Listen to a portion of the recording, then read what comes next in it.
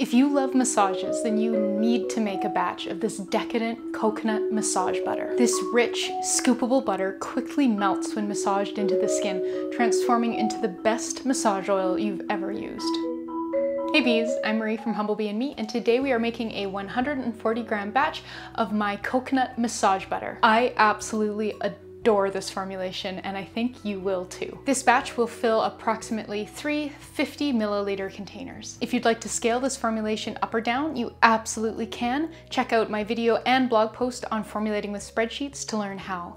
And if you are looking for information about substitutions, shelf life, and where to buy ingredients, please read the partner blog post. It's all there. This video is a Be Better version of a project I first shared back in 2018. The formulation is still awesome, so it hasn't really changed, but I've updated the method of manufacture and made the video a lot more interesting and educational.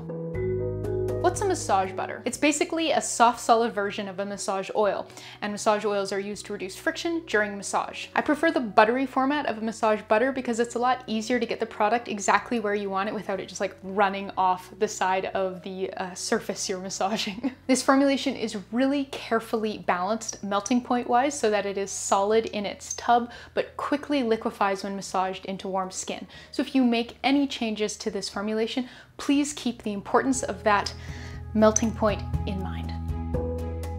We'll begin by weighing out the ingredients for our heated phase. You'll need 9.8 grams of BTMS 50. This ingredient is a key part of the magic of this massage butter. It brings a stunning richness to the butter that leaves the skin feeling conditioned and slippy. It's lovely for both the massager and the massage recipient and makes this massage butter feel expensive and just gorgeous. It also has the added benefit of improving rinse off if the massage recipient wants to wash the massage oil off afterwards, though because it's cationic, the skin will still feel rich and conditioned throughout the day. If you don't have it, you could try BTMS 25 instead, but you'll likely need to do some redevelopment work as that will change the melting point of this massage butter. For more information on substitutions for BTMS 50, please read the partner blog post, which is always linked in the description box below my videos. There's just too much to cover to include all of it in this video. 13.3 grams of cetyl alcohol thickens the formulation to a soft solid while continuing to improve slip. Unlike fatty thickeners like cetyl alcohol or stearic acid,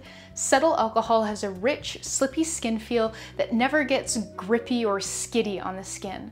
I do not recommend substituting the cetyl alcohol in this formulation, but if you live somewhere quite hot, you may want to bump up the concentration by a few percentage points, reducing one of the liquid oils to compensate, to raise the melting point of the massage butter a bit. If you would like to learn more about cetyl alcohol and how amazing it is, please watch the ingredient deep dive I did on it.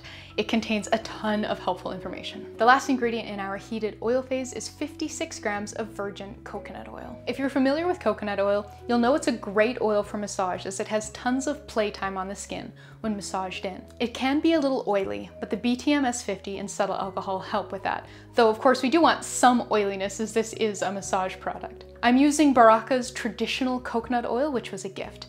This coconut oil smells divine as the coconuts are toasted as part of the production process, and that scent then comes through in the final product. If you don't like the smell of coconuts, feel free to use refined coconut oil instead. Combine the heated phase ingredients in a small heat-resistant glass measuring cup or beaker.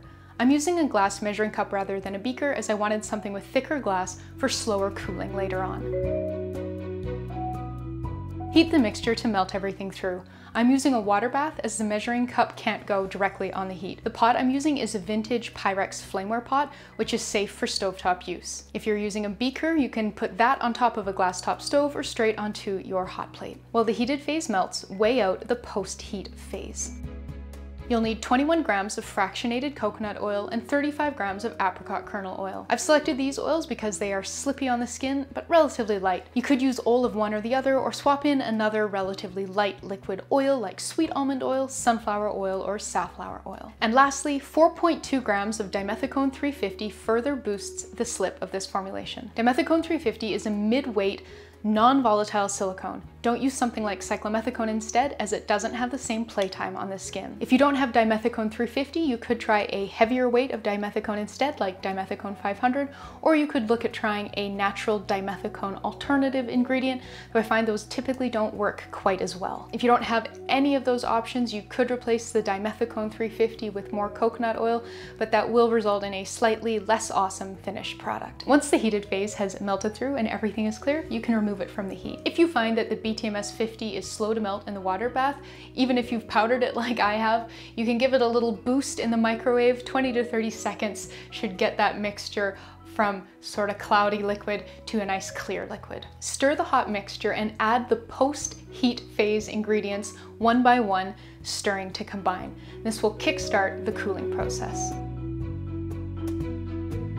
The mixture will become milky as it begins to cool.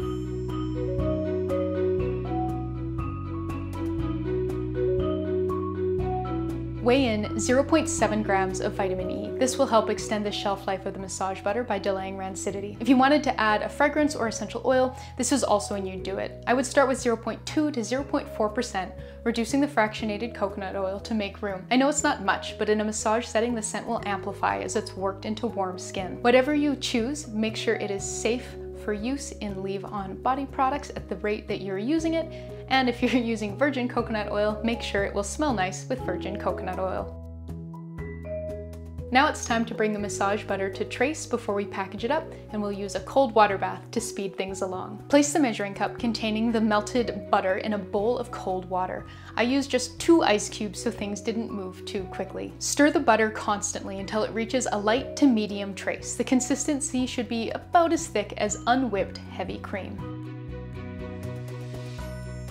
Once you've reached trace, pour the massage butter into wide mouth jars.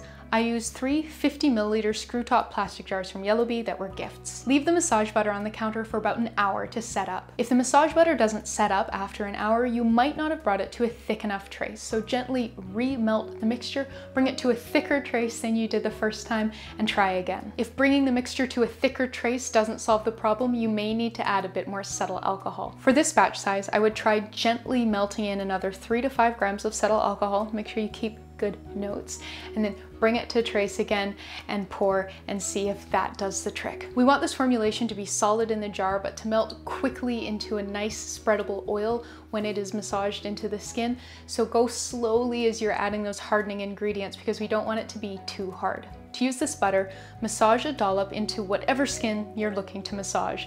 Enjoy the beautiful slip, long playtime, and conditioned, powdery dry down. If kept cool and dry, this coconut massage butter should last at least a year or 2 before anything starts to oxidize. Make sure you don't leave it anywhere it'll get too hot, like a car in the summer or a sunny windowsill, or it will melt. This formulation uses 2 of my favorite tricks for making body butters feel expensive. If you'd like to learn 2 more, click here. And if you'd like to learn about why body butters melt in hot weather and how to fix it, click here. Thanks so much for watching. Please subscribe and I'll see you next time. Bye.